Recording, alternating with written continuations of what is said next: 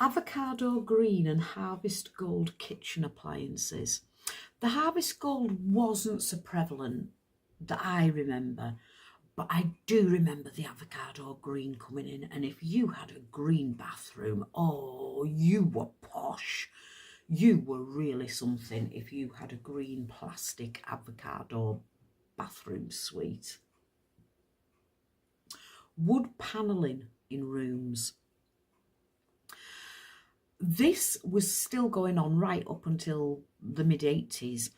I remember I was young, married, first home. My son, Clee Christopher, was 3, and we wood panelled the kitchen.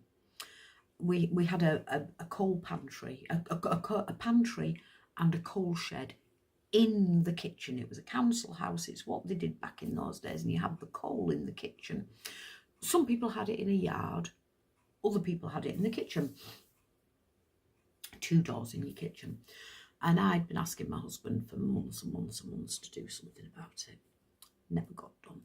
So one day he went out to work. I got a sledgehammer and I knocked through these walls, and he came home and there's just a pile of rubble where I'd had a rare old time with this sledgehammer. So we had to do it then. And we wood panelled the kitchen because it was all the rage, and it was so trendy. It was like being in a bloody coffin. I've got photographs of Clee's second birthday, I think, with all this wood panelling. I'd put out a little buffet on the counter and his birthday cake, and all this wood panelling around the room, even on the ceiling. It was like being in a coffin. Beaded curtains in doorways.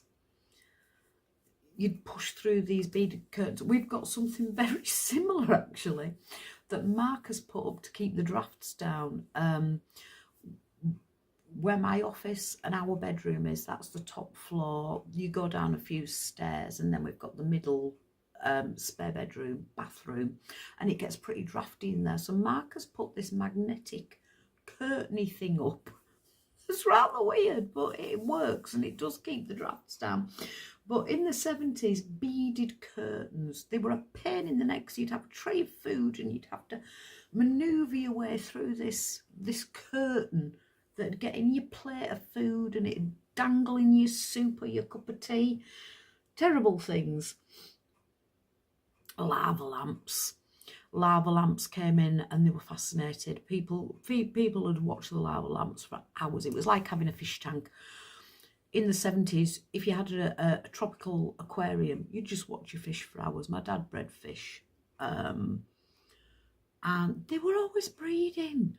We always seemed to have millions of baby fish that'd get eaten, and I'd be all traumatised. Black mollies and Siamese fighting fish and guppies, millions of the damn things. Platform shoes.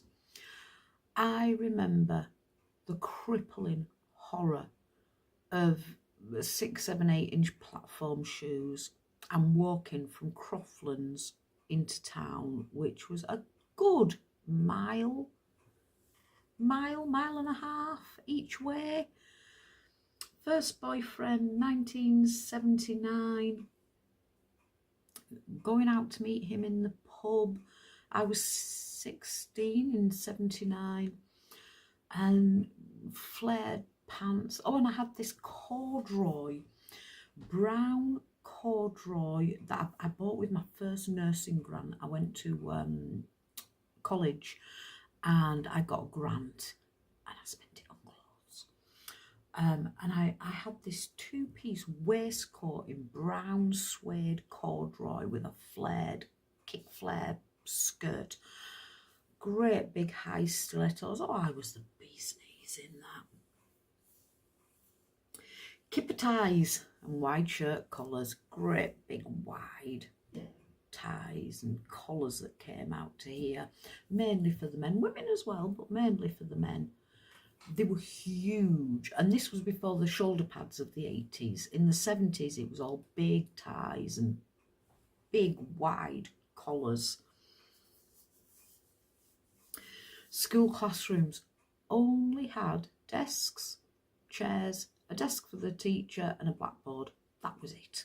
There was nothing else. Occasionally you'd have a monitor screen thing, a projector screen, but not usually. Usually it was just an empty classroom with your desk, often with your chair attached to your desk and a little lift up lid for you put your pens and pencils and books in. They don't have those, you know, the old-fashioned school desks. They were brilliant. Horribly graffitied and gouged into and drawn all over, but they were brilliant things. It was your own personal, private little space to put things.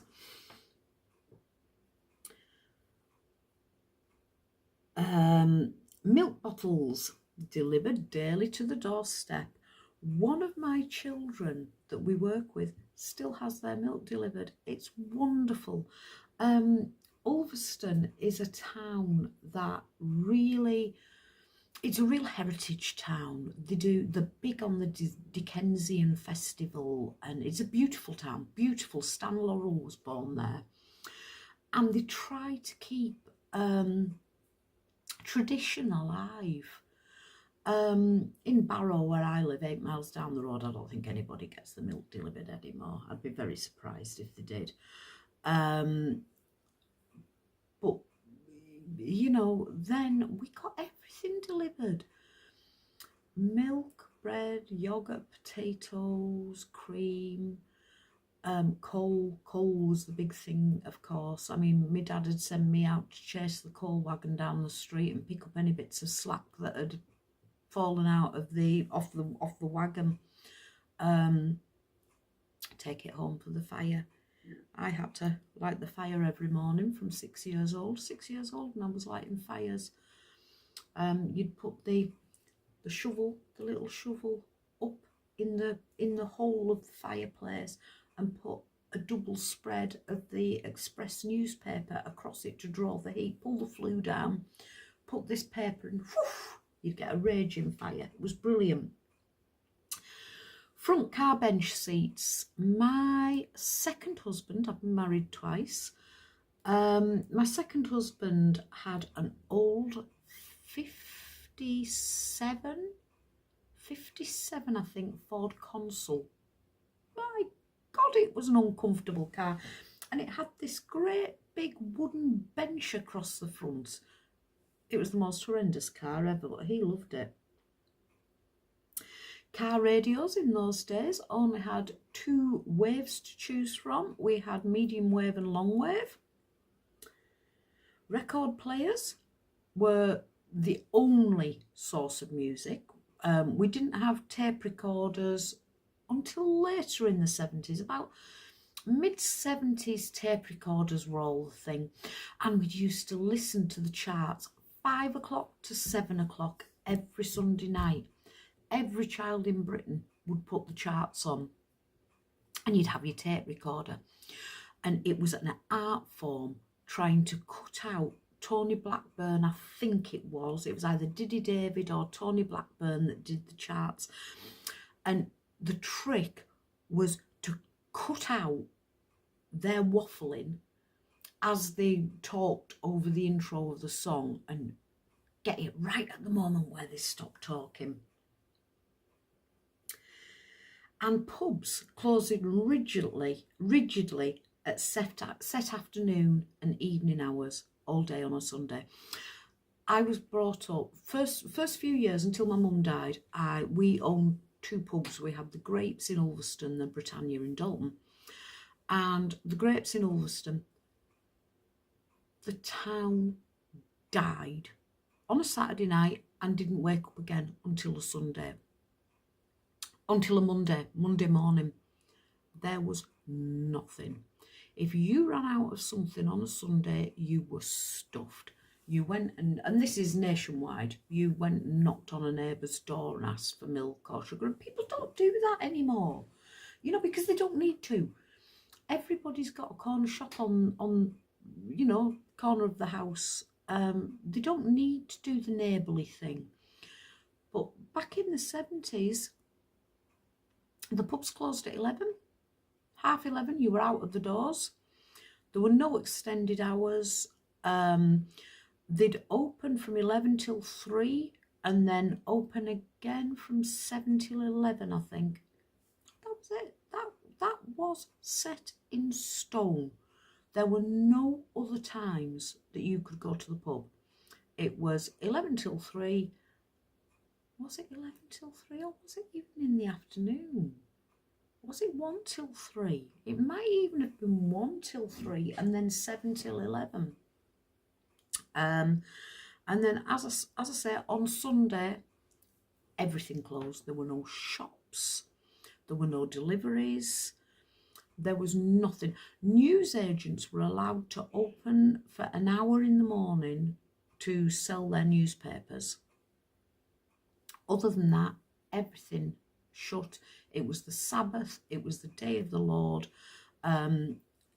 England was a very Christian country, and you were meant to go to church, and it was sacrilegious to have anything going on Sunday. Sunday was for family, it was for Sunday lunch, it was for eating together. Nobody worked, nobody. Factories shut down, commerce shut down, there were no shops open, no retail,